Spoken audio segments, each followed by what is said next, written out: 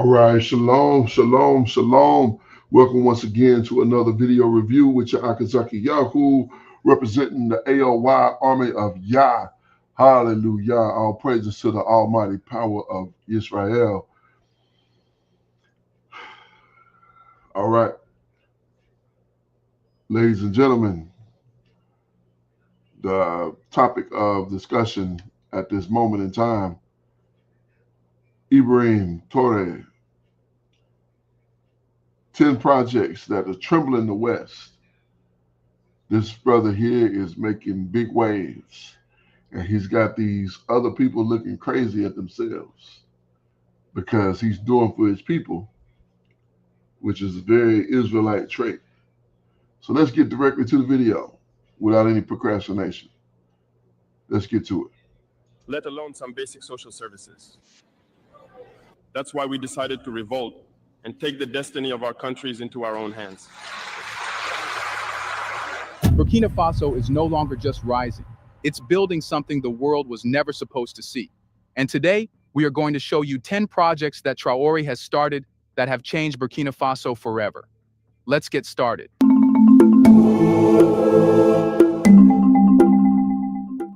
Red gold. It started with a tomato, or rather, a sea of them, rotting in roadside baskets, unsold, unused, and imported back as paste at 3 times the price. For decades, Burkina Faso's farmers watched their harvest devalue when they left the field. That's the trap Traore's government is now dismantling, one factory at a time. Enter the $8 million tomato processing plant, a precision-built facility designed not just to process crops, but to flip the food chain upside down. Located in an agro-rich zone with high tomato yield, the plant is more than an industrial site. It's a food sovereignty weapon. Capable of producing tons of tomato paste daily, it cuts the nation's reliance on imported food products, particularly from Europe and China, which once dominated Burkina Faso's consumer shelves. For every ton processed locally, thousands of francs stay in the economy. For every crate not wasted, a family gains security. The impact ripples far beyond the factory walls. Over 150 direct jobs have already been created, from machine operators to lab technicians. But that's just the beginning. Transporters, crate suppliers, local packaging producers, and small-scale farmers across the supply chain now feed into a structured, formal market, one that pays fair, buys local, and reinvests nationally. But what makes this project revolutionary isn't just the economics. It's the principle behind it. Produce what you eat what you grow. Traore's administration didn't build the plant with foreign aid conditions. It was financed and executed with state-backed investment, backed by BRICS-aligned partners, and modeled on a long-term goal, to make Burkina Faso the agro-industrial heart of the Sahel. Local agricultural training centers are being aligned with the factory's needs, teaching farmers when to plant, how to maximize yield, and what varieties to grow. Youth are being trained not just to farm, but to engineer food systems, ensuring that this isn't a one-off plant, but the first node in a nationwide network of value-added agro-industries. In a world obsessed with importing solutions, Burkina Faso just turned a simple fruit into a national strategy. But if tomatoes can become gold, what happens when the roads that carry them cross borders and drive regional empires? Here comes the $120 million corridor. Here's a reminder to please like and share the video and subscribe to our channel to watch more videos on Black culture, history, civilization, and identity. Let's continue now. Tomatoes need markets, markets need roads, and Burkina Faso is building them, not just for convenience, but for control. The $120 million Bobo Dioulasso Ivory Coast motorway is more than a highway. It's a high-stakes corridor of sovereignty. Stretching from Burkina Faso's second-largest city to the Ivorian border, this major infrastructure project connects local producers to ports, traders to buyers, and a once landlocked economy to the Atlantic. For farmers delivering processed goods like tomato paste, it means quicker transport, fewer middlemen, and access to international demand. But the road carries more than products. It carries strategy. Designed for regional integration, the highway is a direct challenge to the historical choke points that kept Burkina Faso dependent on others for trade access. It cuts transport costs, trims delivery times, and unlocks the potential of southern trade routes long neglected in favor of northern corridors tied to French influence. Unlike past mega projects, this one is grounded in domestic priorities, built with local labor, backed by regional partners, and tied directly to Burkina Faso's industrial and agricultural expansion plans. It's not a vanity project. It's a vein in the body of national recovery. Communities along the route are seeing rapid development. Rest stops, markets, housing clusters, and logistics hubs are emerging. Jobs are created. Goods are moving. And for the first time in decades, Burkina Faso is dictating the flow, not following it. A country once described by its isolation is now building its way out of it, mile by mile, village by village. But how do you power all this movement, all these factories, clinics, and homes without relying on foreign oil or failing grids? For that, we have Yelin. The Yelin Solar Power Program is Burkina Faso's boldest energy project to date. Backed by the World Bank and the Green Climate Fund, this initiative is connecting over 150 villages and more than 300,000 people to electricity for the very first time. But this isn't about just turning on lights, it's about turning on opportunities. Yelin is deploying mini-grids and standalone solar systems in schools, clinics, markets, and homes, places the national grid never reached and never cared to. For a rural health center, this means storing vaccines without fear of spoilage. For a classroom, it means lessons don't end when the sun sets. For a local business, it means refrigeration, lighting, and longer hours. More critically, this is clean, decentralized power. No diesel fumes, no imported oil bills, no sudden shutdowns. Solar panels are being installed and maintained by locally trained technicians, creating jobs while securing energy independence. Yelin is not just lighting villages, it's rewiring the economy. The more electricity spreads, the more capacity Burkina Faso has to industrialize, educate, and digitize on its terms. And with plans to expand to hundreds more communities, Yelin isn't just a project, it's a movement powered by light and built for liberation. But even with energy and roads, a nation cannot stand without healing its people. So what happens when a hospital becomes the new temple of sovereignty? It gives birth to Bobo's Hospital. Once you power a nation, you must protect the people who keep it running. And in Burkina Faso, healing is no longer a luxury reserved for the capital or the elite. Rising from the ground in the southwest is the Bobo Dioulasso Regional University Hospital, a symbol of not just health but sovereignty. Set to be one of the most advanced medical facilities in the country, this hospital is built with one purpose: to bring modern healthcare to the people who never had it. For decades, the Southwest suffered in silence: understaffed clinics, outdated equipment, and long journeys to reach proper care. That era is ending. This isn't a patch job. It's a system reset. Designed as both a treatment center and a training institute, the hospital will serve patients while also educating the next generation of Burkinabe doctors and nurses, so the country no longer has to rely on foreign professionals or fly its sick abroad. Equipped with surgical units, specialized departments, and digital health systems powered by Yelin's clean energy, the facility will handle everything from maternal care to emergency surgeries. And it's not isolated. New ambulance routes and data links are being built to connect rural clinics directly to the hospital's central system. For the first time, modern medicine won't just visit the region, it will live in it. Traore's health vision is clear. If you want to build a strong country, start by keeping its people alive, educated, and close to home. But to truly live, people need more than care. They need water. Clean, constant, and sovereign. What happens when a nation takes control of its most essential resource? Here comes the Ziga 2. Solution: hospitals can't function without water, nor can homes, schools, or farms. And for a capital city swelling with growth and hope, every drop counts. That's why Burkina Faso is building something monumental: the Ziga 2 Dam, a project designed not just to store water, but to reclaim control over life itself.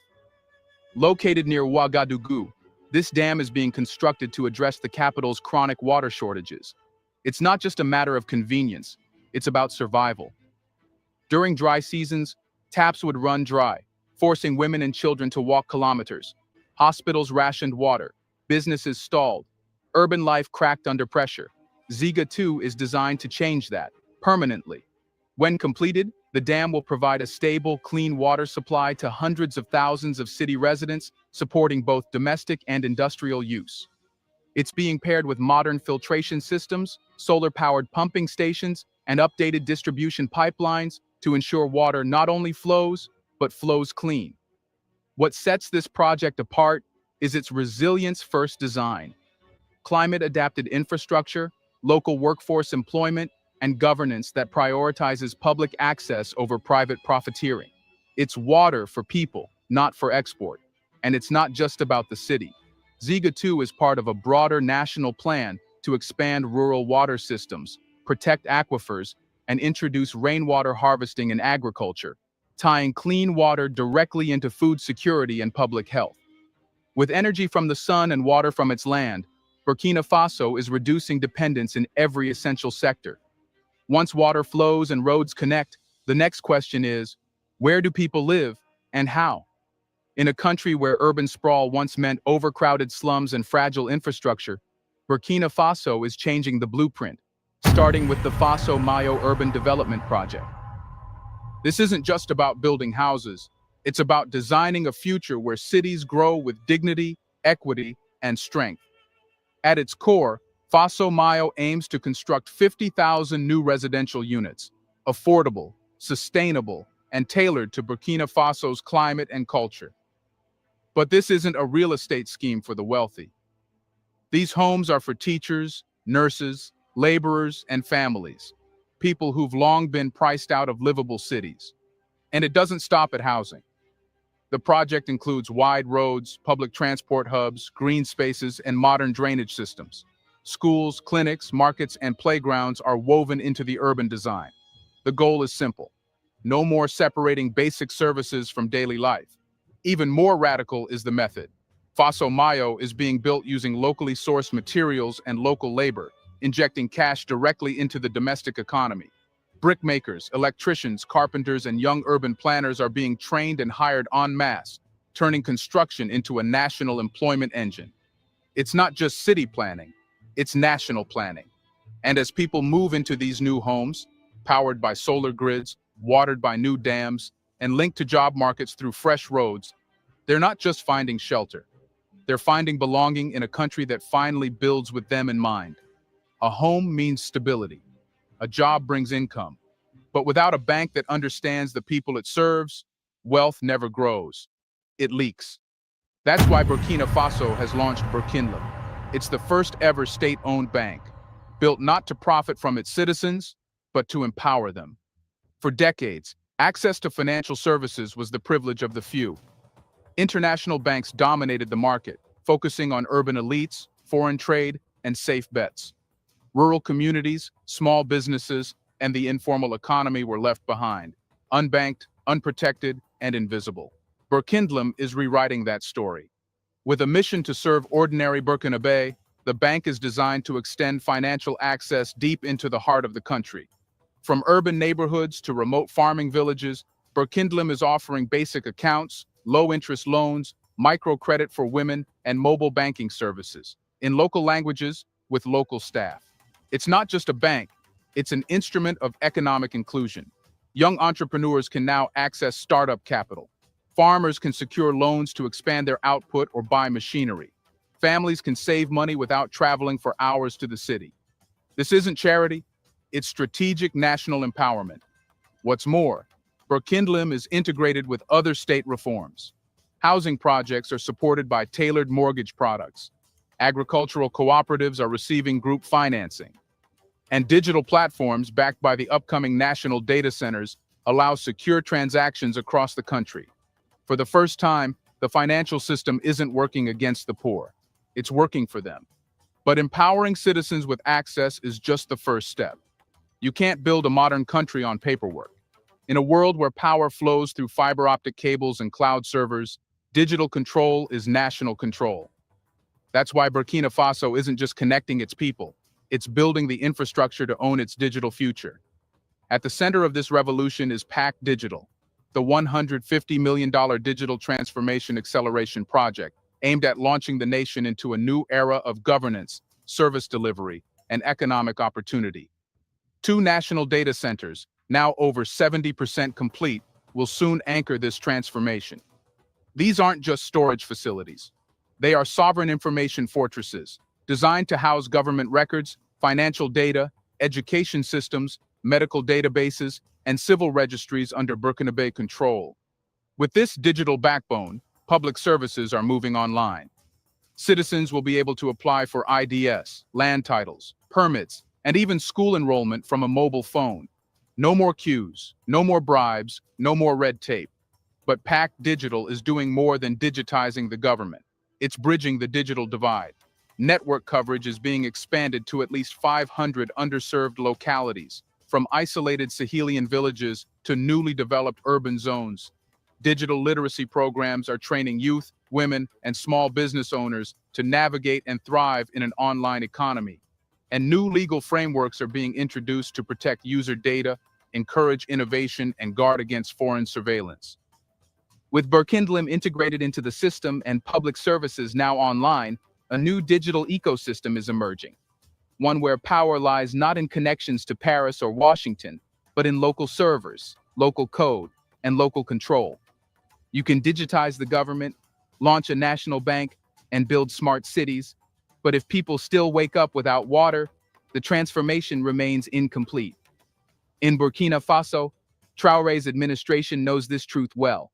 That's why one of the most quietly powerful shifts is happening right under our feet, the Urban Water Sector Project. Supported by the World Bank, this initiative has already delivered piped water to over 610,000 people and improved sanitation for 440,000 more. But this isn't just another donor-funded stopgap. It's part of a strategic overhaul to make access to clean water and sanitation a guaranteed public service, not a privilege for the few. Targeting both urban sprawl and dense, informal neighborhoods, the project installs modern water pipelines, filtration stations, and low-cost connections to households and public institutions. In fast-growing cities like Ouagadougou and Bobo Dioulasso, it's transforming daily life. No more carrying jerry cans for miles, no more relying on overpriced water vendors, and no more sickness from dirty sources. Sanitation is also being rebuilt from the ground up, literally. Schools, clinics, and markets are now being equipped with hygienic latrines and waste treatment systems. Urban drainage is being redesigned to reduce flooding and disease outbreaks during the rainy season. What makes this project even more effective is its integration with digital systems. Water usage, service complaints, and payment tracking are now being managed through mobile platforms, linking citizens directly to service providers and cutting out inefficiency. Clean water is no longer a promise, it's a pipeline, flowing directly from national will to household taps. Now let's switch to rural Burkina Faso. In rural Burkina Faso, wealth doesn't sit in bank accounts, it grazes in fields.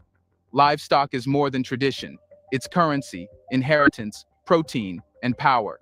And for too long, it was neglected, trapped in low yields, disease outbreaks, and unstructured markets.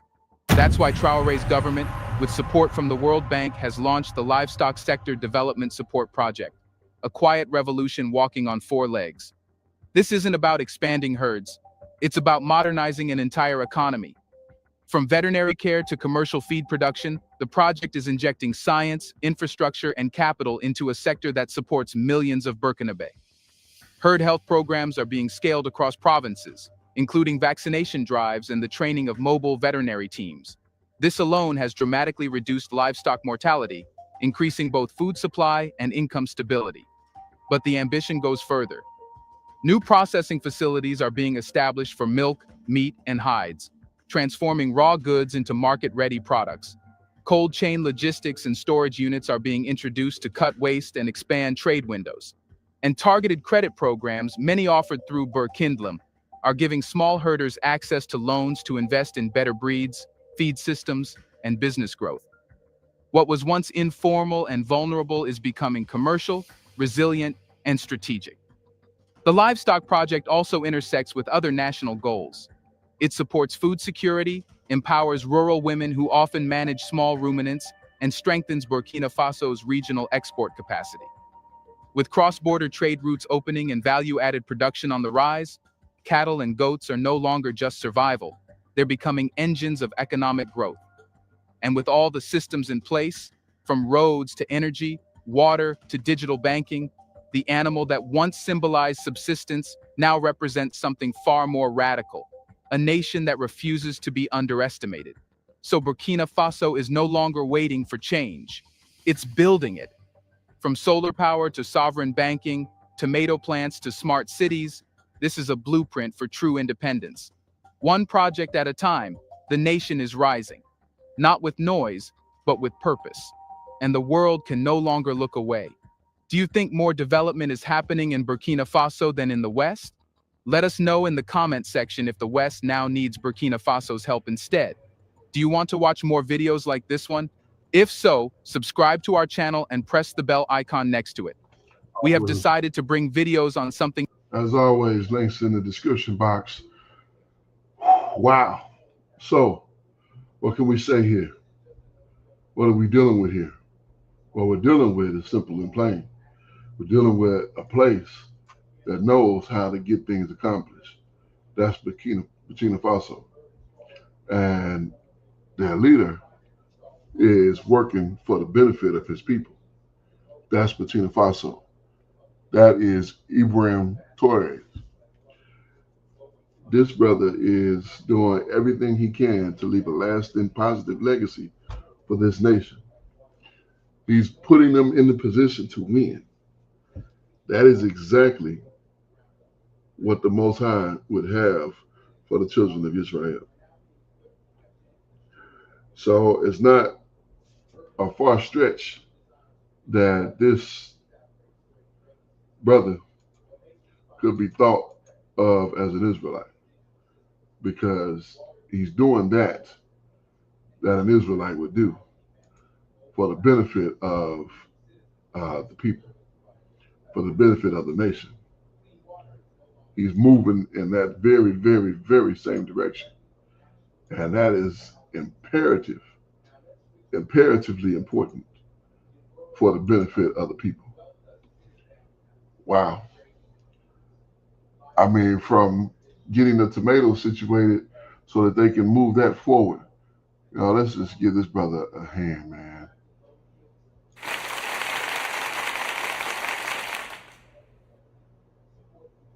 Yeah, you know, it can't be said enough.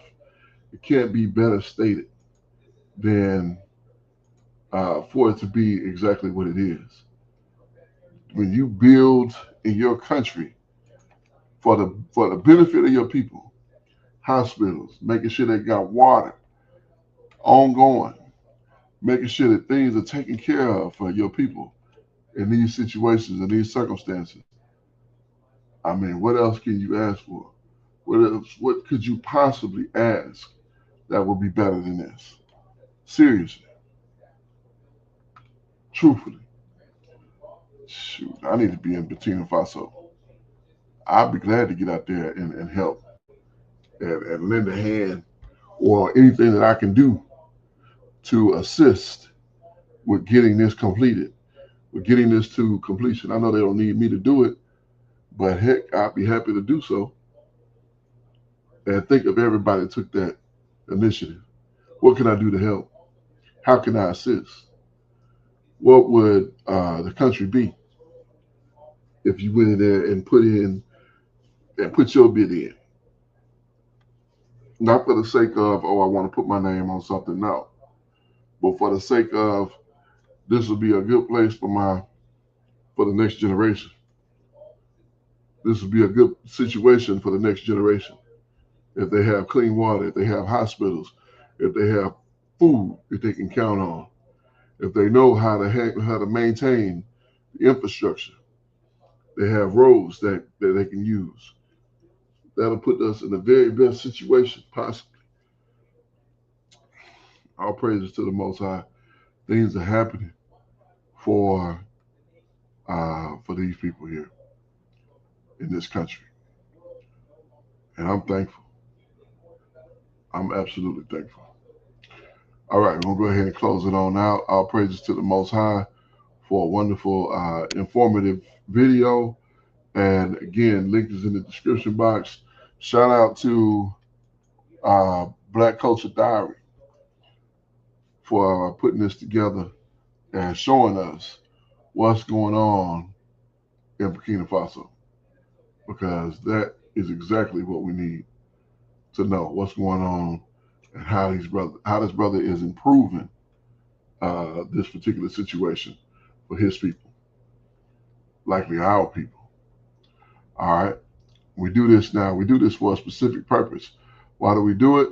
We want to, Romans chapter 10 and verse 1. Brethren, my heart's desire and prayer to Ha'abah for Israel is that they might be saved. We want to see our people saved. We want to see our people set free. We want to see our people restored to the prominence that the Most High had promised for us. We might be seeing that in more than one way. How are we going to do it? First of all, we're going to keep the faith and the belief in Mashiach, the Messiah, and his the order, and the Most High is ordering him to restore Israel and bring his people back. Also, Ecclesiastes chapter number 12 and verse 13, let us hear the conclusion of the whole matter. Fear the Most High and keep his commandments, for this is the whole duty of man. It is so very important to understand that in the conclusion of the whole matter, we are to fear the Most High and keep his commandments, for this is the whole duty of man.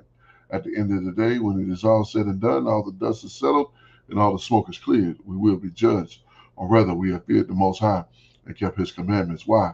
For this is the whole duty of man. I am your Akazaki Yahu, giving all praises, honor, and great esteem unto the Most High Power, Yahweh Bashem, Hamashiach, Wamalak, Yahweh Shai, and to the 12 tribes of Israel, who are scattered to the four quarters of the earth. I say Shalom, Wa Baruchim, that is peace and blessings. And I cannot wait to the day when the Most High brings us back together and we are once again 12 tribes, one family, one nation, over the Most High Power. It's like under the Most High Power, under one covenant, back in our own land with a heart of flesh and no more a heart of stone, with our enemies, our adversaries, and all those who hate us under our feet. Until that day come, Shalom, family. All praises to the Most High. Praise you, Abba Yah, Kwam Yasha'Allah, and Barak Hashem Yahweh.